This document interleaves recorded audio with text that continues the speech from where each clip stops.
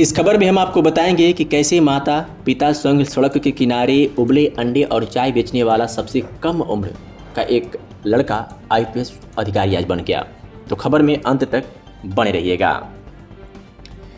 दोस्तों, यह एक प्रेरणा स्रोत कहानी है गुजरात के सूरत में रहने वाले शौफीन हसन की।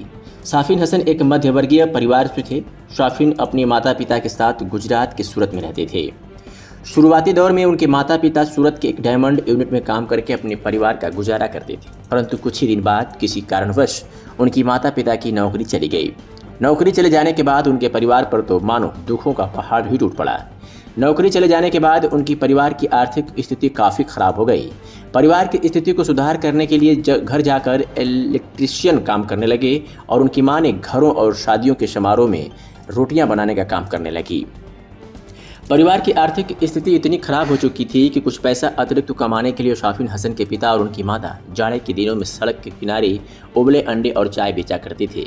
अपने परिवार की पालन पोषण कर सके और हसीन की पढ़ाई में कोई दिक्कत ना हो। साहिल अपने संघर्ष के दिनों को याद करते हुए कहते हैं कि मैं अपनी माँ को सर्दियों में कभी पसीने से भीगा हुआ देखता था।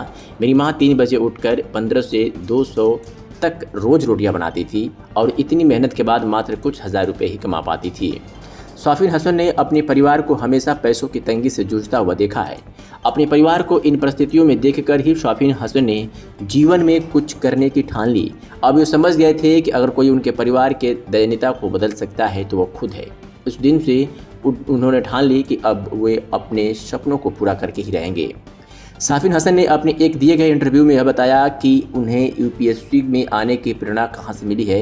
वे कहते थे कि जब स्कूल में पढ़ते थे तब एक बार उनके जिलाधिकारियों ने उनके गांव का दौरा किया।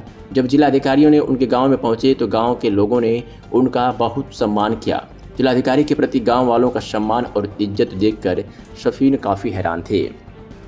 जब उन्होंने एक व्यक्ति से पूछा कि यह कौन है जिसके साथ इतने अधिकारी और सुरक्षा गार्ड की गाड़ियां चल रही हैं, तब उन्हें किसी ने बताया कि यह हमारे जिला के जिलाधिकारी हैं और इनका रुतबा किसी राजा से कम नहीं है, इसलिए इतना इन्हें सम्मान दिया जा रहा है।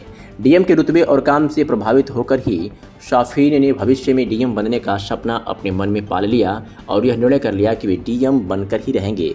इसके बाद शौफीन हसन ने अपने मजबूत इरादे को लेकर दिल्ली आ गए। दिल्ली आने के बाद भी संघर्ष ने उनका पीछा नहीं छोड़ा। अब उन पर यहाँ रहने और खाने और कोचिंग की फीस का बोझ था। शौफीन हसन के इस संघर्ष को देखकर एक गुजराती परिवार ने 2 साल उनका कोचिंग और खर्च उठाया था। शौफीन हसन तो प्रतिभाशाली छात्र थे, परंतु प्रतिभाशाली होने के साथ साथ अपने लक्ष्य को पाने का जज्बा कूट कर भरा था।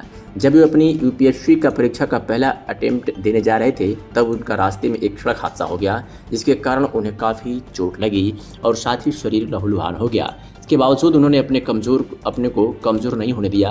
उन्होंने तुरंत पास ही क्लिनिक में फर्स्ट एड लिया और उसी लहूलुहान अवस्था में परीक्षा केंद्र में जा पहुँचे। अपने मेहनत के मजबूत इरादे और परिवार के संघर्ष को अपनी ताकत बनाकर 2017 में शौफीन हसन देश के सबसे कम उम्र के आईपीएस अधिकारी बन गए। अपनी मेहनत और कठिन परिश्रम के दम पर देश की सबसे कठिन परीक्षा कहे जाने वाली यूपीएससी परीक्षा में 570वीं रैंक हासिल की और सबसे कम उम्र की भारतीय पुलिस सेवा के अधिकारी बन गए हैं। शौफीन हसन के संघर्ष और सफलता की कहानी देख के उन लाखों युवाओं को प्रेरणा देती है जो हर साल यूपीएससी और अन्य प्रतियोगी परीक्षाओं में भाग लेते हैं, पर थोड़ी सी कठिनाई में अपना हौसला खो देते हैं और विपरीत हालातों से हार मानकर अपने लक्ष्य से भटक जाते हैं। शौफीन हसन की कहानी हमें बताती है कि कैसे कोई मनुष्य कड़ी मेहनत और अपने लक्ष्य के प्रति एक निष्ठा रख के कठिन से कठिन लक्ष्य को भी हासिल कर सकता है।